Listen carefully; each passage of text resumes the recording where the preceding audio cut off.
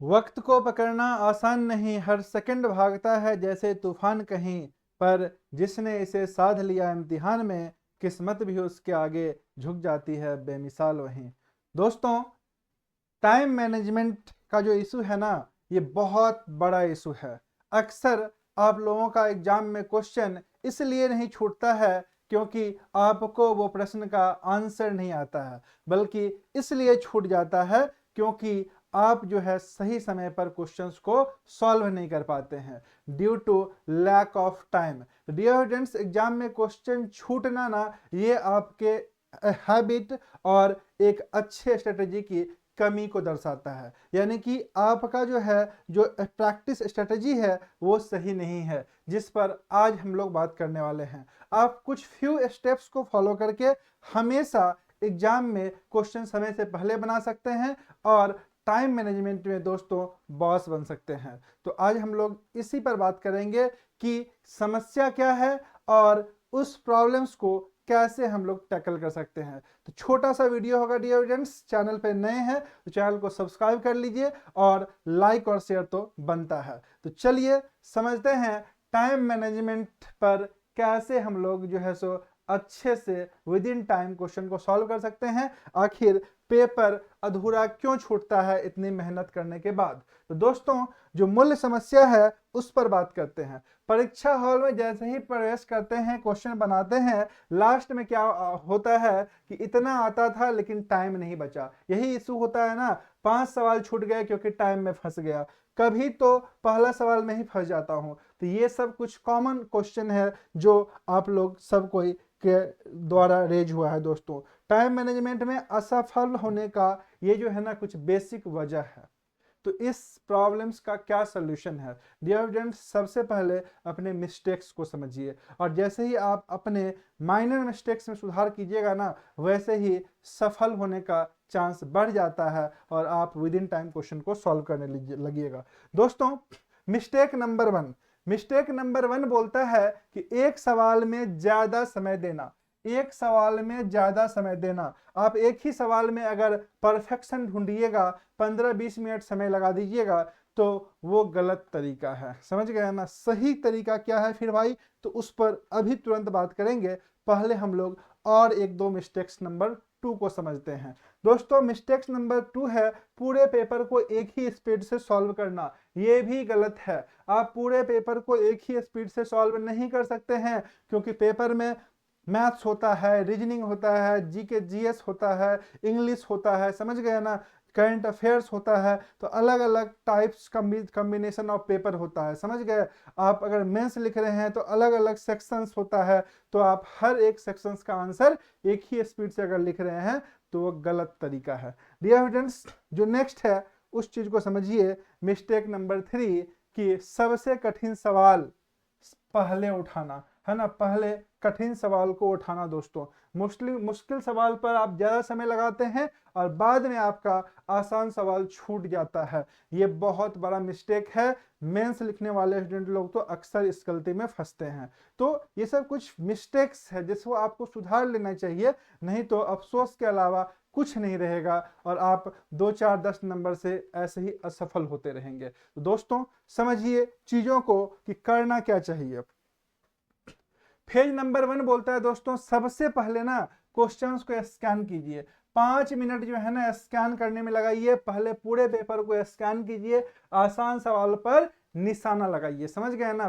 Part 1 यही बोलता है कि सबसे पहले सबसे आसान क्वेश्चन, यानी कि अगर आप एमसीक्यू बना रहे हैं तो दोस्तों, अगर मान लीजिए 100 क्वेश्चन जो है उस एग्जाम में आ रहा है, तो पहले घंटे में हम लोगों को 1 से 100 तक पहुंच जाना है और वो हर एक सवाल को सबसे पहले बनाना है जिसका आंसर कन्फर्म है। यानी कि दोस्तों 50% क्वेश्चन जो है ना आपको बहुत कम समय में आपका बन जाएगा। और सबसे बड़ी बात, अगर आप ऐसा करते हैं तो याद रखिएगा, मेंटली बहुत ज़्यादा आप बूस्टअप हो जाएंगे, स्ट्रांग हो जाएंगे, क्योंकि 50% आपने वो सवाल सही किया है जिसमें आप 100% कन्फर्म है। दोस्तों, राउंड 2 में बाकी पेपर को सॉल्व कीजिए, है ना, राउंड 2 में बाकी पेपर को सॉल्व कीजिए। और अगर आप जो है राउंड 2 में बाकी पेपर को सॉल्व करने के बाद भी कुछ क्वेश्चंस बच जाते हैं, उसके लिए क्या करना है आगे समझते हैं। दोस्तों एक और मोस्ट इंपॉर्टेंट चीज होता है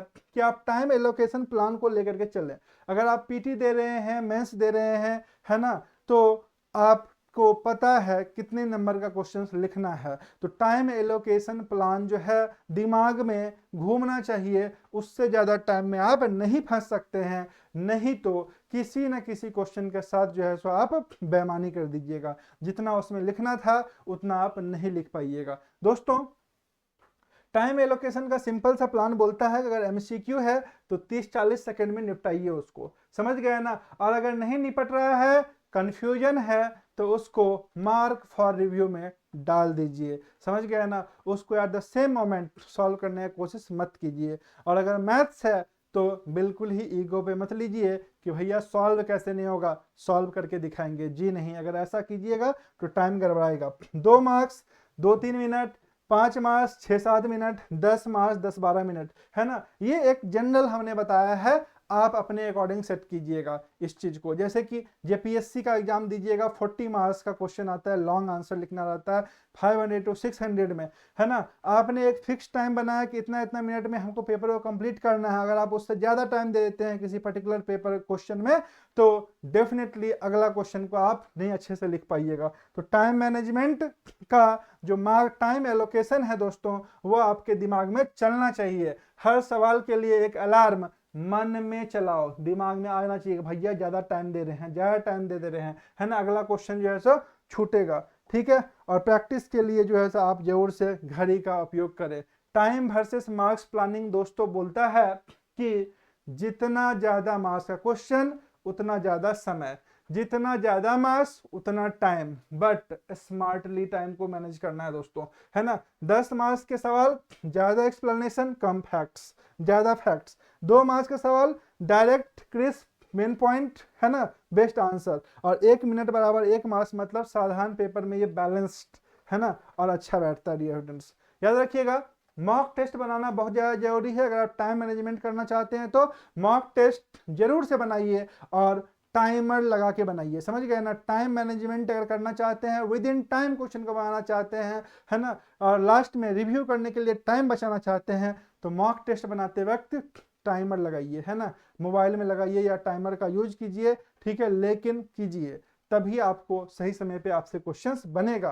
क्योंकि practice doesn't make perfect, perfect practice with a timer makes you perfect. याद रखिएगा, perfect practice with a timer make you perfect. Skip, mark and return strategy दोस्तों, skip, mark and return strategy को दिमाग में सेट कर लीजिए और इसे अपना हथियार बना लीजिए। क्योंकि अगर आप इसको फॉलो करना चालू कर दिए ना, तो आपका एक्यूरेसी बढ़ जाएगा और आप कम समय में ज्यादा क्वेश्चन को अटेम्प्ट भी ले पाइएगा। याद रखिएगा, ये अगर कोई सवाल अटक रहा है तो उसे छोड़ दो, ना कि उसे ईगो पे ले कि परसेंटेज का सवाल है या एवरेज का सवाल है, इसको तो बना करके रहेंगे, जी नहीं। वो क्वेश्चन छोड़ने के लिए ही दिया हुआ है। मार्क फॉर रिव्यू करो और बाद में वापस आकर के उसे देखो। दोस्तों समय की चाल को जिसने समझा उसके लिए सफलता कोई सपना नहीं रहा, याद रखिएगा, है ना। तो जो उलझे सवालों में फंसते रहे हैं वो समय के हाथों मात खाते रहे हैं। तो अगर आपको समय के हाथों मात नहीं खाना है तो सही समय पर क्वेश्चन को बनाइए और सफलता पाइए। तो दोस्तों आई होप सो कि ये जो टिप्स था, ये जो स्ट्रेटजी था, ये डेफिनेटली आपको आपके टाइम मैनेजमेंट में सुधार करने में मदद करेगा। तो चलिए मिलते हैं नए सेशन में कुछ अमेजिंग टॉपिक के साथ। तब तक के लिए आप सभी को धन्यवाद। चैनल पर नए हैं तो चैनल को जरूर से सब्सक्राइब कर लीजिए और दोस्तों के बीच लाइक और शेयर तो दोस्तों बनता है। Thank you all of you and all the best for your exam. Thank you.